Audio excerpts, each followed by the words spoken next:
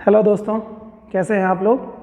उम्मीद है कि सभी लोग बहुत अच्छे होंगे और आप लोगों की पढ़ाई भी बहुत बेहतर तरीके से चल रही होगी। आइए हम लोग हिंदी की जो श्रृंखला हम लोगों की चल रही है, संधि समाप्त होने के बाद हम लोग आज एक नए टॉपिक पर आ रहे हैं जो कि लगभग संधि के जैसा ही आपको दिखेगा, लेकिन ये संधि से काफ़ी कुछ विविधताएँ लिए हुए हैं अपने साथ में। आज का जो टॉपिक हम लोगों का है वो समास है। समास यूपीएससी की परीक्षाओं को ध्यान में रखते हुए अगर देखा जाए और साथ ही साथ यूपी ट्रिपल एससी की जितनी परीक्षाएं हैं उनके लिए भी बहुत ही महत्वपूर्ण सेगमेंट बनता है। इससे काफ़ी हद तक क्वेश्चंस आपको आते हैं। आज हम लोग समास के बारे में देखेंगे। जैसा कि संधि में देखा था हम लोगों ने कि दो सार्थक शब्द जुड़ते थे और तीसरे सार्थक शब्द का निर्माण कर देते थे। समास में क्या होता है, इसमें भी आपको दो सार्थक शब्द ही जुड़ेंगे। यहाँ पर आपको अंतर क्या दिखाई देगा, यहाँ पर शब्दों का संक्षिप्तीकरण हो जाएगा। यहाँ पर ढेर सारे शब्द होंगे, उनका निष्कर्ष छोटे में हो जाएगा। जैसे पीतांबर, ठीक है, श्वेतांबर, लंबोदर, बहुत सारे बेसिक शब्द मैं इस नाते ले रहा हूँ बहुब्रीहि समास के उदाहरण कि जिससे आपको पता चले। जैसे प्रतिदिन है, राजा का पुत्र है तो राजपुत्र, राजकुमार, ठीक है। तो ऐसे जो शब्द होते हैं यहाँ पर समास में क्या होता है, शब्दों का संक्षिप्तीकरण हो जाता है। इसमें भी आपको दो शब्द ही जुड़ते हैं। इसके और भी साथ में इसके कुछ रूल होते हैं। इसमें जो दो शब्द जुड़ते हैं मोस्टली उसमें क्या होते हैं कि कोई एक पद, चाहे पहला पद या दूसरा पद, या कहिए पहला शब्द या दूसरा शब्द, यहाँ पर शब्दों को हम पदों के आधार पर कहेंगे। जैसे हम लोग देखते थे संधि में, हमने देखा एक सार्थक शब्द पहले खंड का होता था, दूसरा प्लस उसके बाद दूसरा सार्थक शब्द होता था। तो दोनों मिलकर के पहले सार्थक शब्द का अंतिम अक्षर और दूसरे सार्थक शब्द का प्रथम अक्षर मिल करके एक तीसरे शब्द का निर्माण कर देते थे, तो बनती थी संधि। यहाँ पर क्या होगा, दो सार्थक शब्द तो रहेंगे ही रहेंगे। इसमें जो सार्थक शब्द रहेंगे, इन सार्थक शब्दों से जो शब्द बनेगा उस शब्द में कौन सा पद प्रधान है, तो यहाँ पर पहला और दूसरा शब्द ना कह करके पहला और दूसरा पद कहेंगे, ठीक है। जैसे राजकुमार है तो राजकुमार शब्द में कौन सा पद प्रमुख है, राज है, राजा है, या कुमार है, कौन महत्वपूर्ण है। जैसे प्रतिदिन है, मेरी बात समझिएगा, फिर हम मुद्दे पे आएंगे, फिर टॉपिक्स को हम लोग देखेंगे। जैसे आपका है प्रतिदिन, एक शब्द मैंने ले लिया प्रतिदिन, ठीक है। अब इसमें से क्या होगा, क्लासिफिकेशन हम लोग देख रहे हैं कि संधि और समास में अंतर क्या है, क्या डिफरेंसेस मिलते हैं। यहाँ पर क्या प्रतिदिन एक शब्द है, तो यहाँ पर अगर हम देखें संधि के हिसाब से प्रति प्लस दिन हो जाएगा। एक मिनट के लिए हम समझते हैं इसको। तो यहाँ पर क्या होता था, ये और ये मिल करके इसका अंतिम अक्षर, इसका पहला अक्षर मिल करके कोई नया शब्द बनाते थे, ठीक है। लेकिन समास में क्या होगा, ये शब्द तो मिले रहेंगे।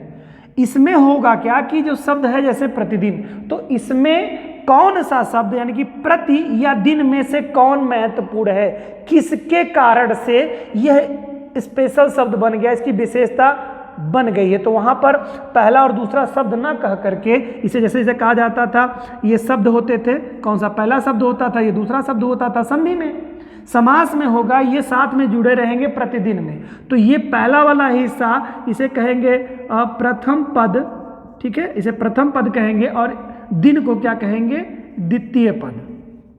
समझ गए होंगे आप लोग बात। तो इसमें क्या होगा, हर शब्द, जो समास का कोई भी शब्द होगा उस समास के में क्या प्रथम पद या द्वितीय पद कोई एक प्रधान होगा। बच्चों, पदों की प्रधानता के आधार पर शब्दों का समास का वर्गीकरण किया गया है। पदों की प्रधानता के आधार पर समास 4 प्रकार के होते हैं, और ऐसे अगर हम देखेंगे तो समास 6 प्रकार के होते हैं। अभी हम उनके बारे में भी चर्चा करेंगे। तो पहले हम लोग इसकी बात कर लेते हैं पदों की प्रधानता के आधार पर। तो यदि प्रथम पद प्रधान है तो कोई समास हो सकता है द्वितीय पद प्रधान हो तो कोई दूसरा समास बनेगा। हो सकता है ये दोनों पद प्रधान हो, यानी कि दोनों महत्वपूर्ण भूमिका में रख रहे हो, किसी एक के बिना दूसरे का काम नहीं चल रहा है, तो दोनों पद प्रधान हो जाएंगे।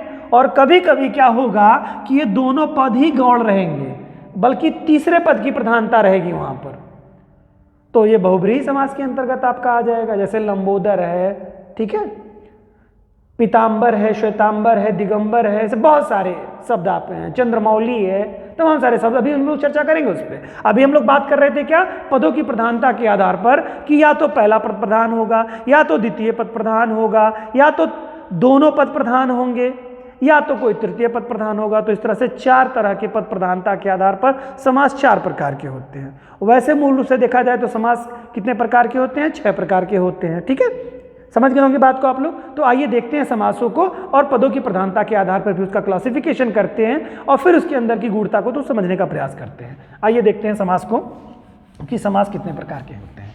देखा जाए अगर समास को हम लोग देखते हैं तो समास हमारे 6 प्रकार के होते हैं। पहला होता है हमारा अव्ययी भाव समास, दूसरा हमारा होता है तत्पुरुष समास, तीसरा होता है हमारा कर्मधारय समास, चौथा हमारा होता है द्विगु समास, पांचवा होता है हमारा द्वंद्व समास, और छठा हमारा होगा बहुब्रीहि समास।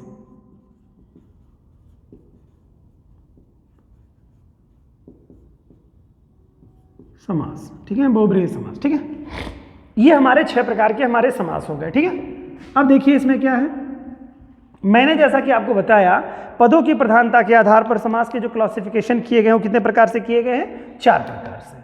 अव्ययी भाव समास में क्या होता है बच्चों, इसमें होता है पदों की प्रधानता के आधार पर। पूछ सकता है, कभी एग्जाम में पूछ लेता है कि पदों की प्रधानता के आधार पर या किस समास का कौन सा पद प्रधान होता है, ये भी पूछ सकता है। और या पूछ सकता है कि पदों की प्रधानता के आधार पर समास कितने प्रकार के होते हैं। तो ये जान लीजिए कि पहले इसको देखते हैं पदों की प्रधानता के आधार पर। तो समास अव्ययी भाव समास जो होता है इसमें क्या होता है, प्रथम पद जो होता है वो क्या होता है, प्रधान होता है, यानी महती भूमिका उस प्रथम पद की होगी। जैसे मैंने भी एक शब्द लिया था प्रतिदिन। ठीक है, अब मान लो दिन कोई शब्द है तो दिन मतलब दिन होता है, कोई भी दिन हो जाए, लेकिन अगर उसके साथ में प्रति उपसर्ग लग गया, प्रति शब्द लग गया, तो प्रति क्या हो गया, दिन की कंटिन्यूटी को बता दिया, यानी कि रोज, डेली, प्रत्येक दिन, रोज यही होता है। कोई भी चीज हो, जैसे सूर्य प्रत्येक दिन प्रतिदिन निकलता है, यानी कि इसमें क्या है, उस दिन की क्वालिटी किसके कारण से बनी, बढ़ी,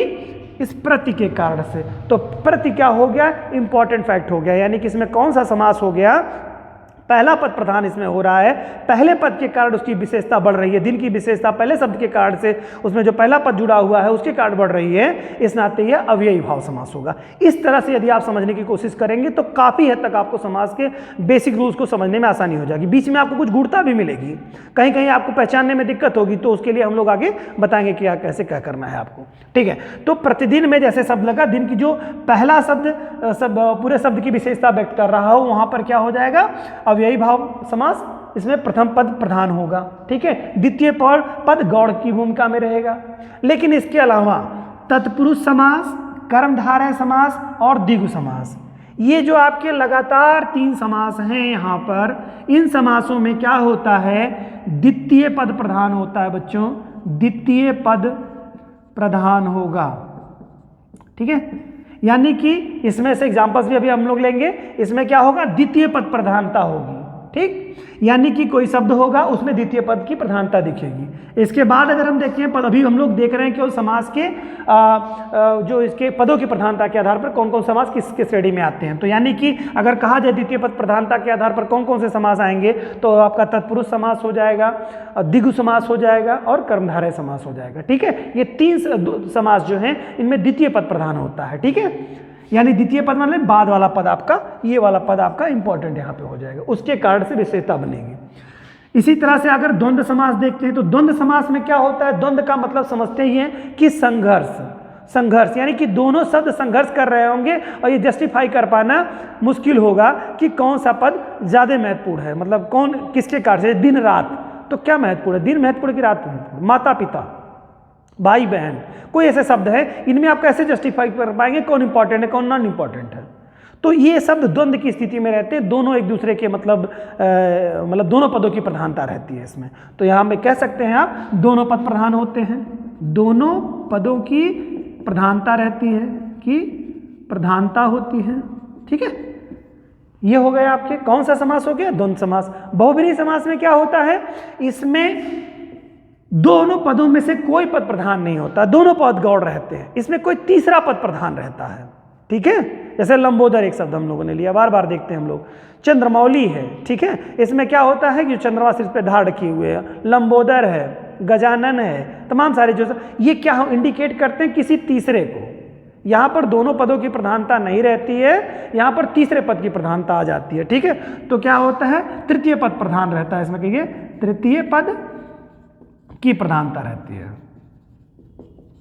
ठीक है, ये हो गए तो पदों की प्रधानता के आधार पर। तो समास कितने प्रकार के पदों की प्रधानता के आधार पर हो गए बच्चों? 4 प्रकार के पदों की प्रधानता के आधार पर अगर पूछता है तो 4 टाइप के होते हैं। ठीक, ये तो बात हो गई समास के संदर्भ में। अब बात कर लेते हैं कि ये जो हमारे द्वितीय पद प्रधान वाले समास हैं, ये काफ़ी महत्वपूर्ण समास हैं, इनके बारे में भी आपको जानना अति आवश्यक है। कुछ इनके रूल्स के बारे में भी देखते हैं। इनमें क्या होता है? तत्पुरुष समास के अंतर्गत क्या होता है? सबसे इंपॉर्टेंट इसी में आता है, लोग कंफ्यूज ज़्यादा इसी में होते हैं। इससे पहले हम लोग देख लेते हैं कर्मधारय समास के बारे में, और द्विगु की आसान थोड़े से हैं, इनके बारे में देखते हैं। जैसा कि हमने बताया आपको, तत्पुरुष, कर्मधारय और द्विगु, इन तीनों समासों में क्या होगा? पदों की प्रधानता क्या होगी? सब में द्वितीय पद ही प्रधान होंगे। ठीक है, लेकिन पहचानेंगे कैसे? तो कर्मधारय समास की अगर हम बात कर लेते हैं, कर्मधारय समास में इसमें क्या होता है? जो प्रथम पद होगा वह उसका द्वितीय पद के साथ उपमा या उपमेय या विशेषण विशेष का संबंध होगा। यानी दोनों पद, प्रथम और द्वितीय पदों के मध्य में जो रिलेशनशिप होगी वो क्या होगी? विशेषण विशेष की होगी, विशेषण डैश विशेष की स्थिति होगी, या उसमें उपमा उपमेय की स्थिति होगी। ठीक है, यानी कि कोई एक पद उसमें विशेषण होगा, और खास तौर से मैंने बताया द्वितीय पद प्रधानता वाले शब्द हैं, तो जहां विशेषण विशेष का संबंध हो जाएगा वहां पर क्या होगा? कर्मधारय समास हो जाएगा। ठीक है, यानी कि कोई एक विशेषण उसका पद होगा। ठीक है, तो ये इसमें अंतर आपको दिखाई देगा, वो एग्जाम्पल्स में हम लोग देंगे तो हमको समझ में आएगा। द्विगु समास को पहचानने के लिए क्या? द्वितीय पद प्रधान होगा, लेकिन जो शुरुआती पद होगा यानी प्रथम पद जो होगा वो संख्या सूचक होगा। ठीक है, जैसे तिराहा है, चौराहा है। ठीक है, इस तरह के जो शब्द होंगे जिनमें संख्या पहले से इंडिकेट किए रहेगी वो आपका द्विगु समास हो जाएगा।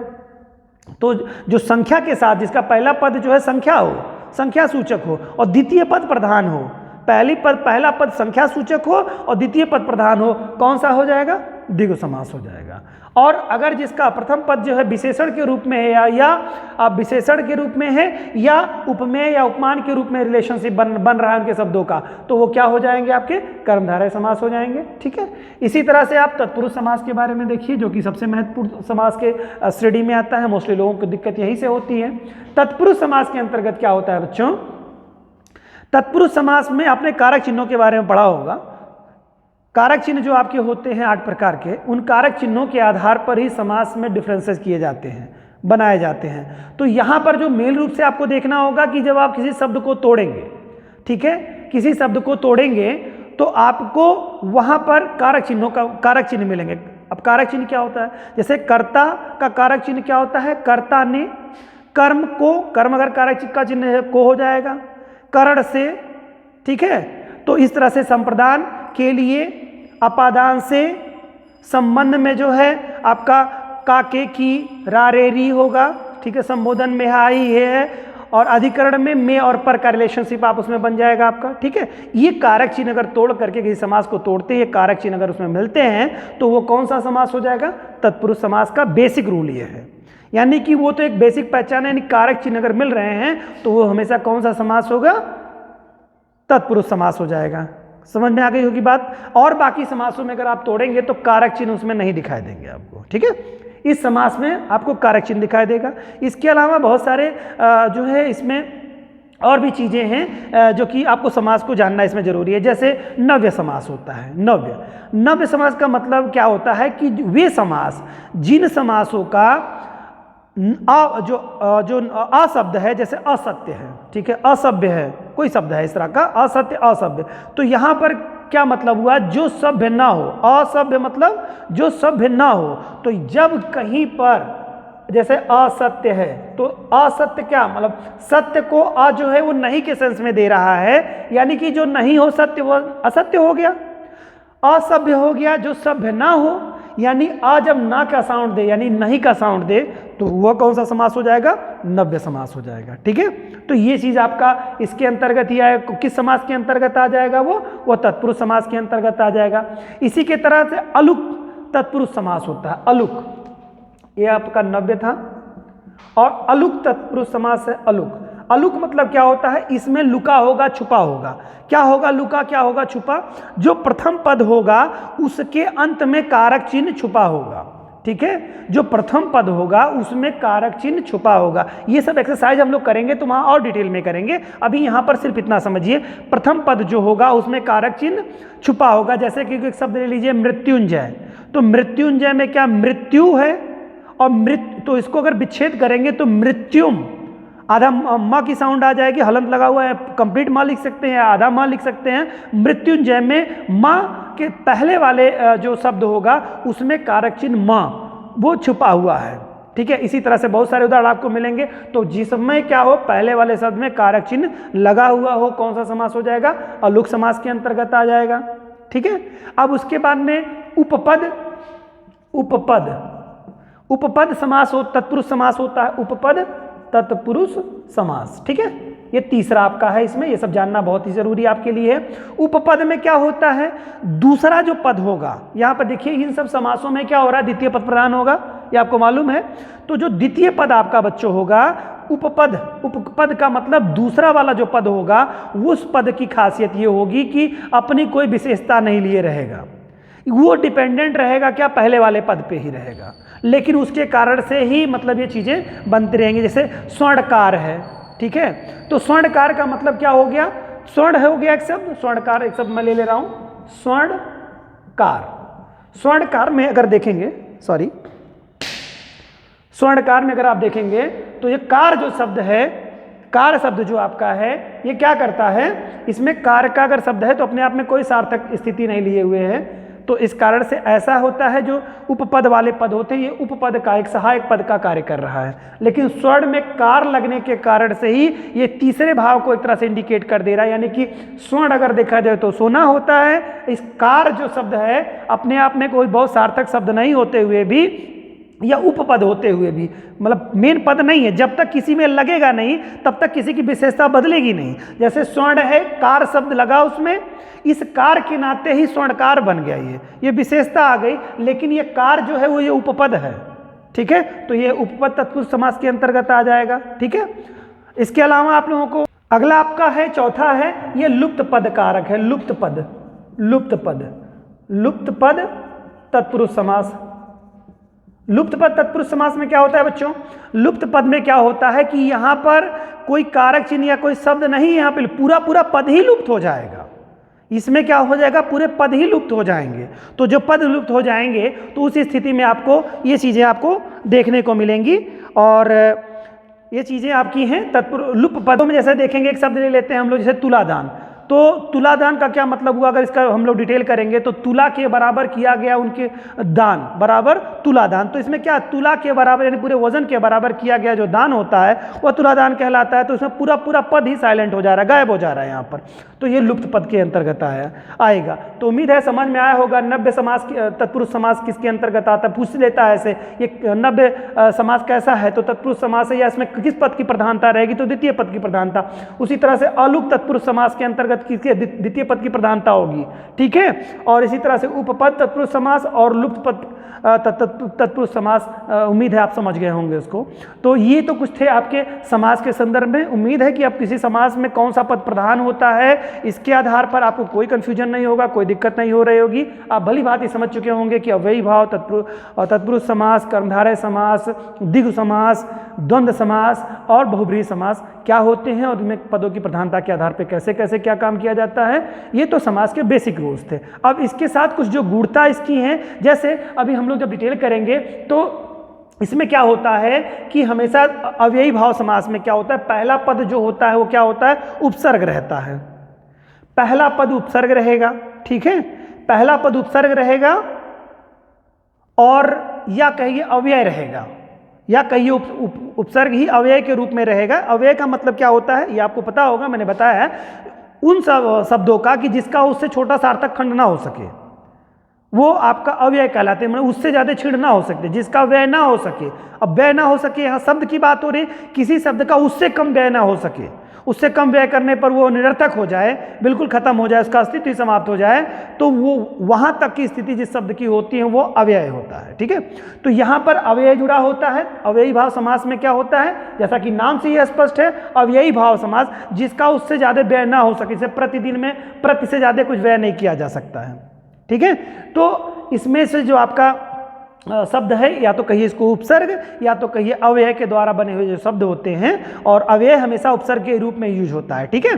तो ये शब्द से मिलकर के जो बने होते हैं वो अव्ययी भाव समास के अंतर्गत आते हैं। लेकिन कहीं कहीं पर आप देखेंगे कि आपको कोई विशेषण लगेगा, और विशेषण के साथ ही साथ वो रहेगा, पहला पद विशेषण रहेगा और उसके बाद में भी वो शब्द रहेगा, है ना। तो उसमें आपको जब उसको आप देखेंगे, उसको जैसे हम इसको देखें, अगर इसमें एक शब्द ले लेते हैं विवेक पूर्वक, शब्द ले लेते हैं एक विवेक पूर्वक, विवेक पूर्वक, ठीक है। या हम इसमें से शब्द और भी ले सकते हैं नित्य प्रति, शब्द ले लेते हैं नित्य प्रति, ठीक है। इसमें अगर देखा जाए ये कौन से समास के अंतर्गत आते हैं, मैंने बताया पहला पद यहां पर विशेषण के रूप में भी हो सकता है, ठीक है। जैसे विवेक, विवेक क्या है, किसी चीज का विशेषण है ना, विशेषण है ये। अब यहां पर पूर्वक शब्द लगा हुआ है, पूर्वक, ठीक है।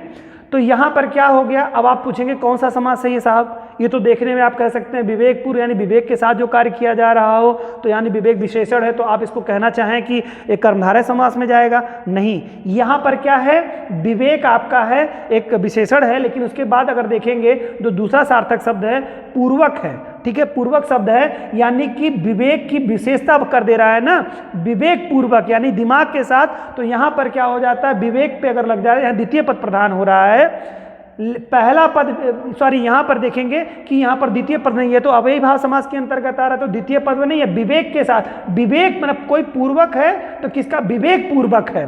तो विवेक शब्द जो यहां पर है ये क्या है, अव्यय के रूप में कार्य कर रहा है। यहां पर क्या होता है, जैसे ये विशेषण जो होता है ये रूढ़ अर्थ देता है, रूढ़ एक सीधा अर्थ देगा, मतलब इसकी रूढ़ता हो जाए इसके साथ। जैसे यहां पर जो भी शब्द जुड़ेंगे, भले ही वो शब्द आपको विशेषण लिखते, जैसे नित्य शब्द है, आपको लगेगा रोज इंडिकेट कर रहा है, विशेषण की तरफ इंडिकेट कर रहा है ये, ठीक है। यहां पर प्रति है, ये भी आपको लग रहा है कि भाई इसमें कंफ्यूजन हो गया कि भाई कौन इसमें कौन सा पद इसमें रेगुलर मतलब बन रहा है, किसकी महत्ता बन रही है। तो यहां पर जब एग्जांपल्स हम लोग और डिटेल में करेंगे तो वहां और अच्छे से आपको स्पष्ट हो जाएगा। यहां पर क्या विवेक और पूर्वक ये आपका अव्ययी भाव समास के अंतर्गत आएगा। इसमें इस नाते ये आ रहा है शब्द क्योंकि ये विवेक जो शब्द आपका है, ये विवेक शब्द, ये विवेक शब्द जो है ये इस पहला पद प्रथम पद प्रदान हो रहा है। उसी तरह से नित्य प्रति, नित्य प्रति मतलब होता है यहाँ प्रति के नाते ने, नित्य प्रति के नाते ही ये महत्वपूर्ण हो रहा है। तो यहाँ पर जो पहले पद हैं वो भले ही विशेषण हो, लेकिन वो रूढ़ अर्थ व्यक्त कर रहे हैं, रूढ़ता व्यक्त करने के कारण से, मतलब सीधा उसका अर्थ वही जा रहा है।